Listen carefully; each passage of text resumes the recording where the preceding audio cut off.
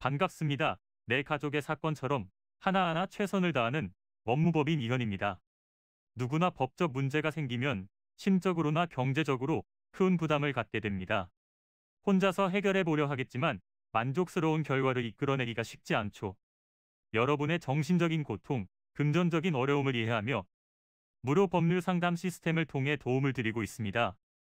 의뢰인의 문제는 하나의 사건이 아니라 한 사람의 삶이라는 마음으로 면밀하게 분석하여 해결의 실마리를 찾아드리겠습니다. 자, 그럼 오늘의 주제인 권리행사 방해죄에 대하여 함께 알아볼까요? 본죄는 타인이 점유하거나 권리의 목적이 된 자기의 물건을 타인의 승낙 없이 취거, 은닉 또는 손괴하여 타인의 권리행사를 방해함으로 성립하는 죄입니다. 이는 부동산, 자동차 등의 소유가 있는 것으로 직접적인 물건에 대해서 발생하는 것이지만 최근에는 문서나 전자기록 훼손 등도 인정이 되고 있습니다. 본죄에서 타인이 점유하거나 권리의 목적이 된 자기의 물건이란 타인이 사실상 지배하고 있는 자기 소유의 재물을 말하며 적법한 소지에 한하는 것으로 불법한 소지는 해당하지 않습니다. 예를 들어 저당권이나 임차권 등이 될 수 있고 임대차 계약 후 정당이 받아야 할 임대요금을 지급받지 못했다는 이유로 임차인이 사용하지 못하도록 전기와 수도를 단절하는 경우 등의 행위를 했다면 권리행사 방해죄가 될 수 있습니다. 권리행사 방해죄가 성립될 경우 5년 이하의 징역 또는 700만 원 이하의 벌금에 처해지게 되며 가족 간에 해당 범죄가 이루어졌을 때는 친족상도례가 적용되어 그 형이 면제됩니다. 그리고 폭행 또는 협박으로 타인의 권리행사를 방해하거나 의무 없는 일을 하는 경우 5년 이하의 징역에 처해지게 될 수 있습니다. 어떻게 보면 절도죄와 비슷하다고 생각될 수 있는데요.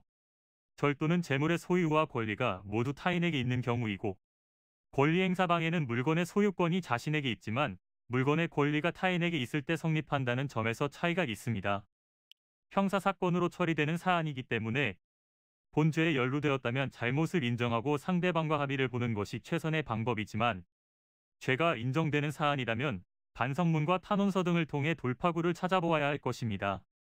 권리행사 방해죄는 다른 형사범죄 혐의까지 추가될 위험이 높기 때문에 안일하게 대응해서는 안 됩니다. 만일 가압류된 재산을 은닉했다면 강제집행면탈죄, 임대인이 임차인의 집에 허락 없이 들어갔다면 주거침입죄가 될 수 있습니다. 이렇게 여러 가지 문제가 얽힐 수 있기 때문에 신속한 대응을 통해 불이익을 당하지 않도록 해야 합니다. 이는 간단히 분석될 문제가 아닌 경우들이 대부분이므로 꼭 법률적인 상담을 받아보는 것이 현명하다고 볼 수 있습니다. 그리고 가능한 한 긴 싸움이 되지 않도록 최대한 빠르게 조치를 취하는 것이 좋습니다.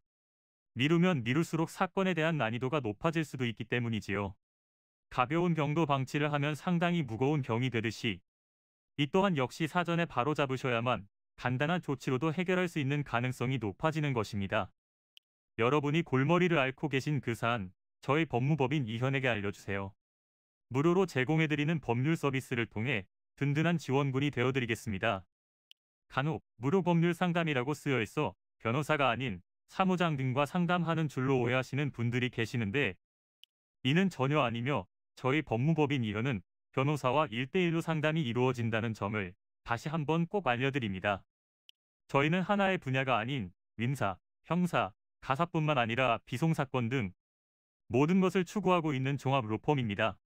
가장 궁금해하시는 사건의 해결 가능성과 해결의 키포인트, 예상되는 문제점과 해결 방안 등을 총망라하여 종합적인 시각으로 안내해드리고 있습니다.